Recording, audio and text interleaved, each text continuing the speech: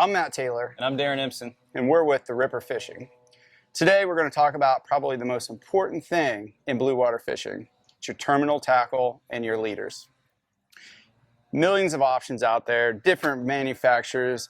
We've had the best luck with Mamoy. We've never had it fail, and it's just a good product.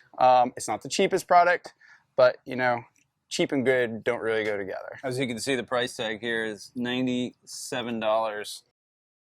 I'll tell you, here's the biggest difference. A lot of people use mono, a traditional nylon mono, and it does work fine. It has a lot of stretch. It does have advantages, but in our opinion, it has more disadvantages. It has a tendency to burn. So when you're crimping it and things like that, when you go and you pull the crimp tight, it will pull loose.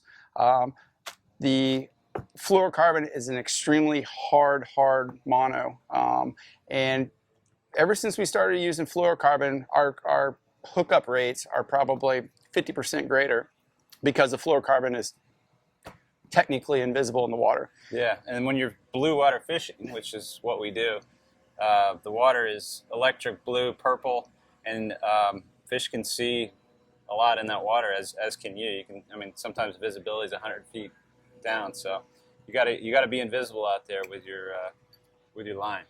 Well, another big advantage of fluorocarbon is you can actually use lighter line.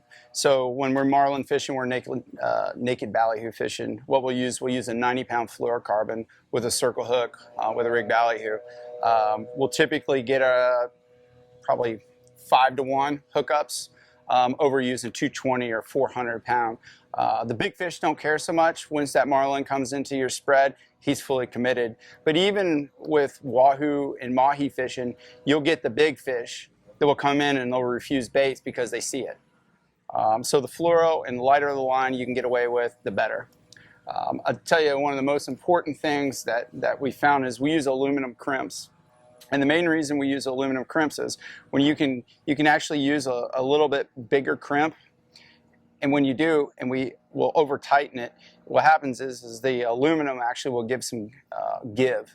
A stainless steel crimp will have a tendency to crush it and will cut the line. So these aluminum crimps, they're a lot softer, but the biggest thing with them is it's not one of those things you rig your gear in the spring and it's going to last you all summer. That's just not what it's intended for. Every trip we re-rig our crimps. And typically we won't reuse our fluorocarbon because it has a tendency to get a little bit chalky.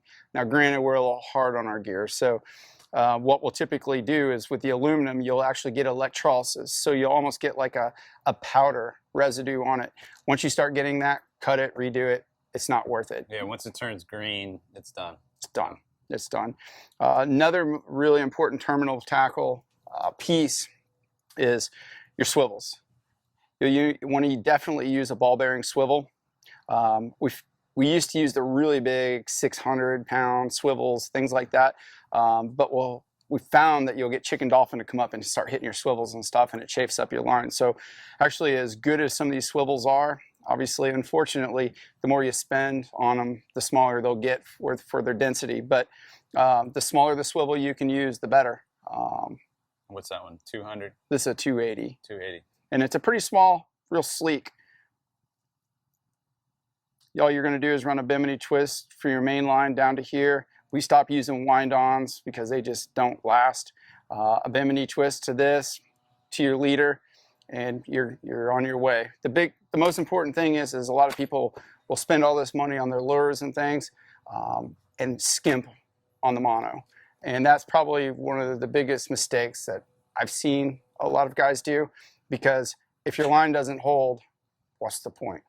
And buying pre-rig stuff is not the way to go. You got to do it yourself. And again, spending a little bit more money for better product is, once you get a fish on, typically you're going to keep them unless he splits the hook, of course.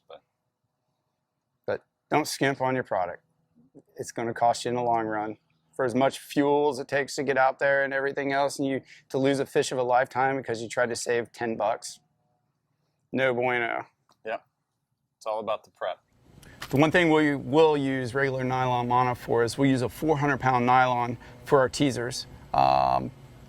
don't really care about the fluoro for the costs associated. So regular mono, nylon mono definitely has a use, just not on your main lines. So what we're going to do is we're going to show you how to rig our favorite lures with the right setups with the fluoro and the uses for the nylon. So click below and you can check it out.